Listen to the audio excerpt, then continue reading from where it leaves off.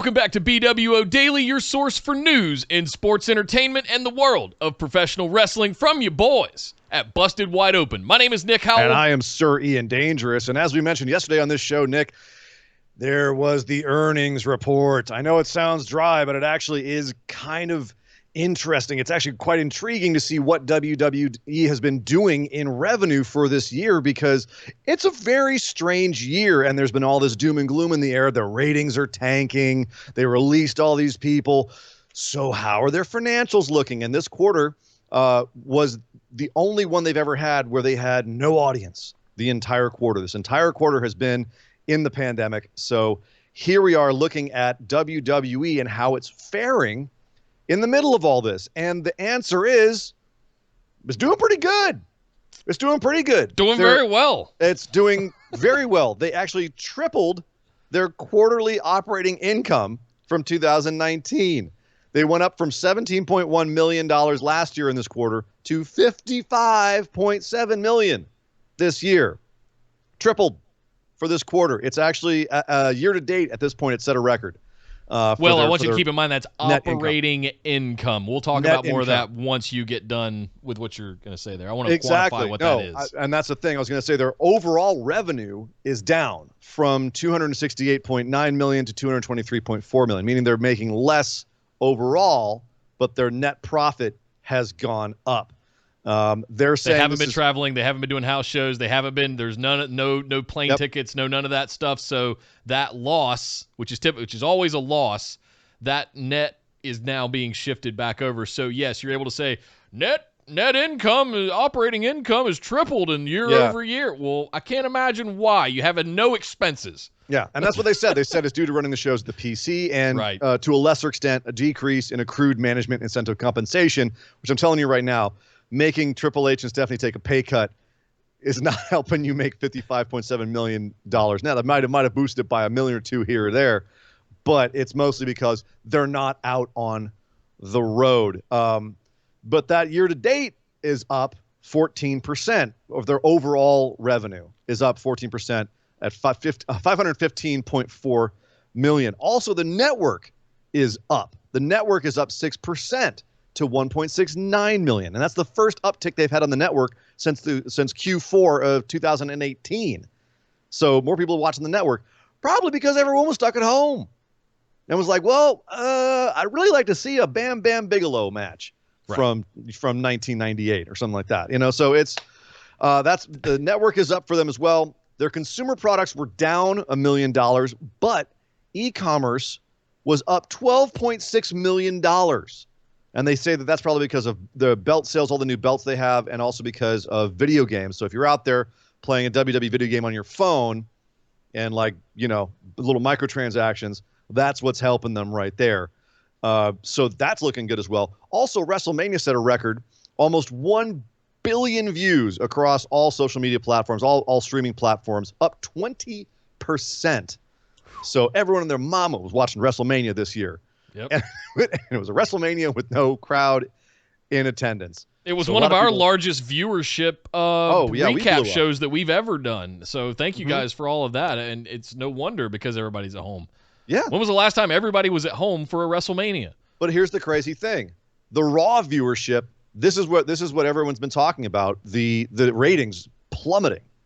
The Raw viewership was down 24% year over year. But then again, USA is now down 26% year over year across their rating schedule. SmackDown, on the other hand, was up 4% year over year, and Fox's overall numbers were down 4%. So SmackDown actually reversing a trend on Fox and doing pretty good for themselves. And Raw, even though, yes, their numbers appear to be tanking relative to themselves, relative to the network and how many people are actually watching TV, it's about the same. It's hanging in there, but they still had to explain why that was. And Vince was pretty curt on this phone call. He was a little grumpy. He didn't like answering long form questions, but he said it was due to a lack of audience interaction. But he did admit they could have better storylines, more compelling characters, and more content that isn't in the ring but is interesting to viewers.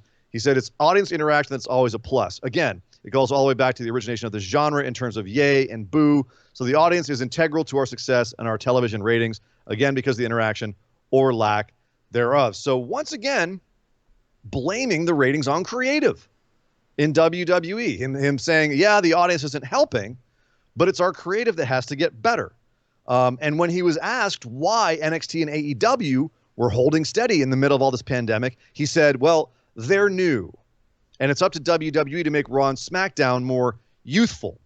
And he said Triple H is helping him. It's all hands on deck when it comes to that. It's worth noting he recently fired Paul Heyman and put Pritchard in instead. When asked about Paul, he didn't have much to say. He just kind of said, yeah, it was a creative decision. So meh. He didn't really address it. So very curious I think it was just a deflection, but it definitely sounded like, once again, they're taking pot shots at their creative for not raising their ratings overall.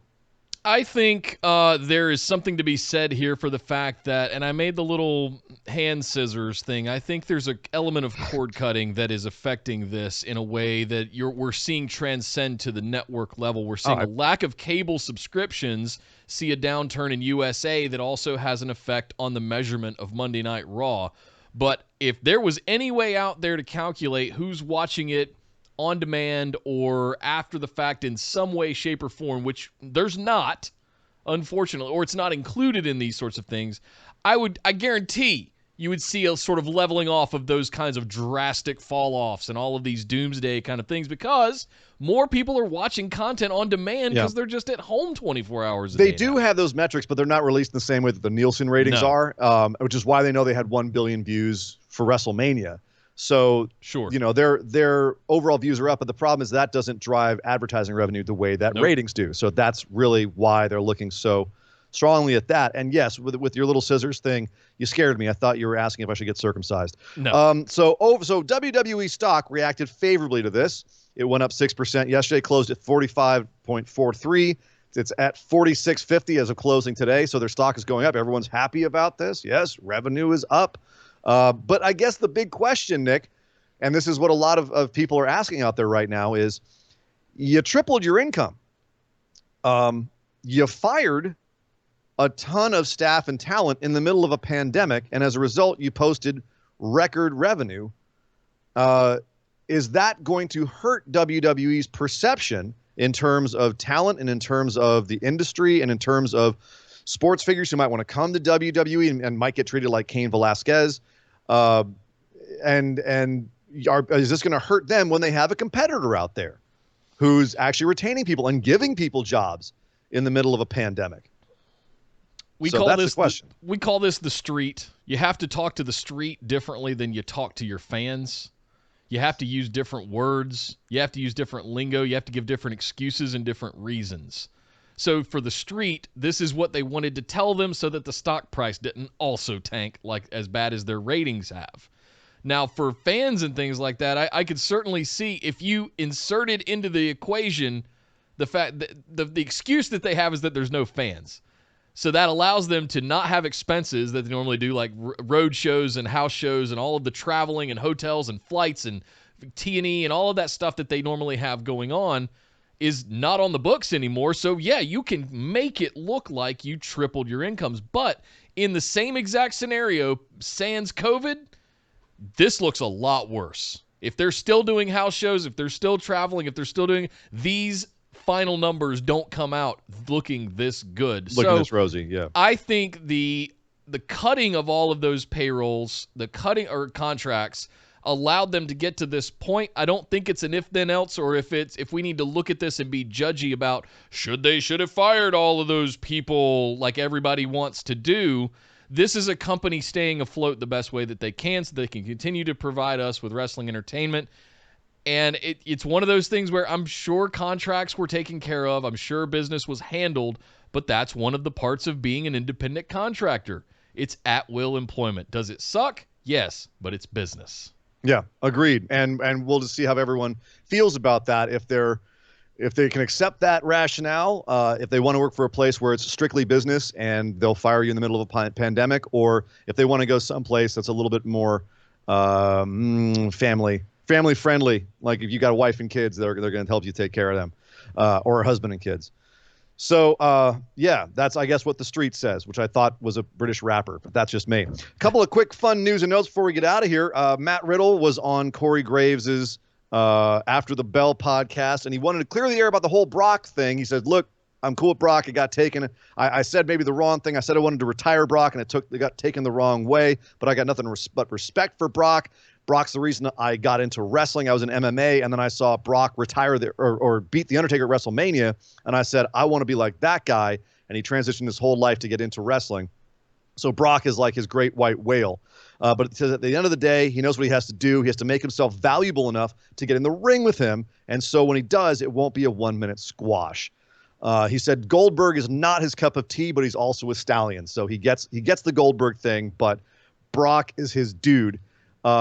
He also said, look, I'm cool now. He assured people in WWE he won't call these guys out anymore, but he does want to get them in the ring. He's not going away. He wants to make himself valuable. So Matt Riddle, apparently someone talked to him. Dude got his head put on straight, at least when it comes to business and fighting guys.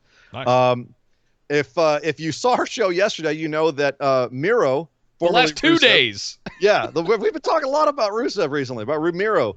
It's been Miro Day every day this week. What a surprise. Yeah. We're saying that he wants to be a streamer only on Twitch only, or Twitch and YouTube. He got banned from Twitch yesterday. He just announced he wants to quit wrestling and be a streamer, and he's already getting banned because Lana shows up in a bikini on his stream. Yeah, Lana decided to wear a piece of dental floss as a bathing suit, and that's against TOS. They're trying to be very they're trying to shun that kind of stuff. Yeah, you can't be in a bikini, and same thing with like guys can't be shirtless for the most part. I know that it's Twitch, it's still kind of the Wild West a little bit, so some guys get away with it for certain reasons, but they are trying to keep a handle on that. But yeah, Rusev, but he's only for a day. He worked it out. It's not a big deal, but it was just funny to see him get banned the day he announced he's going to be a streamer only. Right. We were mentioning earlier about AEW giving out jobs. Eddie Kingston, it's official. Eddie Kingston got signed by AEW after coming out like gangbusters and throwing down on Cody and just blowing up everyone's screen. Everyone asking, who the heck is this guy? Eddie Kingston is signed by AEW, so happy for him because we know the man needed some cash. And finally, spoiler alert, big spoilers for AEW next week. So click away or hit mute for a couple of seconds. If you watched AEW, you know that Chris Jericho and Orange Cassidy are going to have a debate next week, and it's going to be a surprise moderator. We now know who that moderator is going to be, and it's going to be, now's your chance to hit mute, it's going to be Eric Bischoff. Bischoff comes to AEW. I'll let you sit and marinate on that. Nick, I can tell from your expression how you feel. We just can't get rid of this guy, can we? He's haunted us since the 90s. Yeah. Leave it alone, Eric. Soon. Oh, my goodness. So keep an eye out for that next week on AEW. The Bish coming to AEW.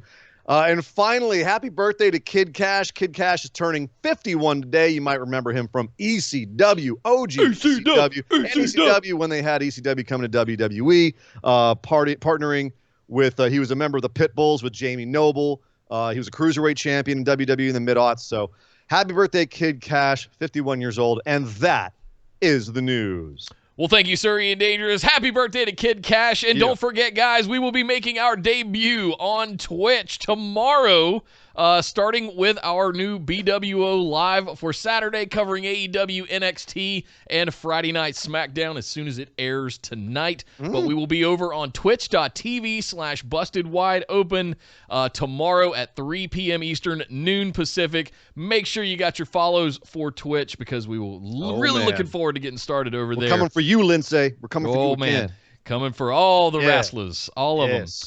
Much more information on that over in the Facebook group or in our Discord. You can find all of our social medias, all of that stuff down into the description below. But make sure you're subscribed right here to the YouTube channel because we will be back Monday and every day next week with BWO Daily. So thank you guys, and make sure you got your notifications set to all. But my name is Nick Howell. You can find me on Twitter at DataCenterDude. And I am Sir Ian Dangerous. You can find me on Twitter at Sir Ian Dangerous. And we will see you guys next time.